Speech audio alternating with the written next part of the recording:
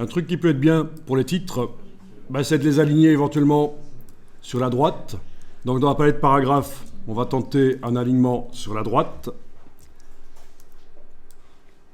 Comme ça, on s'éloigne un peu du look document Word pour d'aller vers quelque chose qui est un peu plus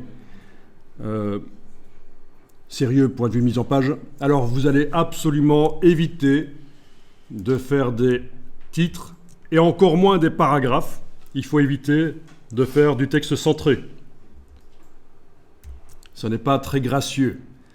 Après, c'est un conseil, c'est une règle à appliquer et comme toute règle, elle est faite pour être contournée au cas par cas, parfois, dans certaines circonstances, si on veut faire un certain design.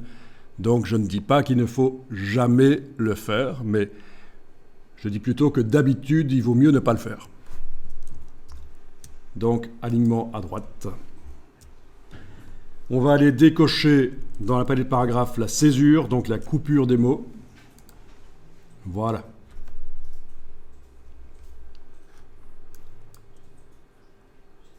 Attention, si vous augmentez énormément la taille du caractère,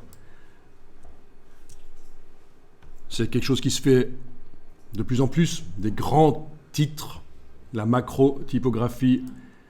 Si vous augmentez énormément la taille des caractères, je ne vais pas le faire ici, mais je vous le dis, dès que le mot le plus long du paragraphe n'aura plus la place pour se mettre sur toute la largeur de la colonne, eh bien tout le texte après va disparaître de l'affichage.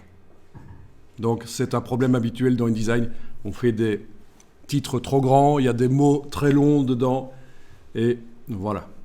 Bon, je peux peut-être simuler ça ici rapidement en tapant un mot très long. À un certain moment, normalement, quand il n'aura plus la place pour se mettre, et je vous rappelle que j'ai désactivé la césure, donc il ne peut pas se couper pour se mettre sur deux lignes. Voilà, vous voyez ce qui se passe.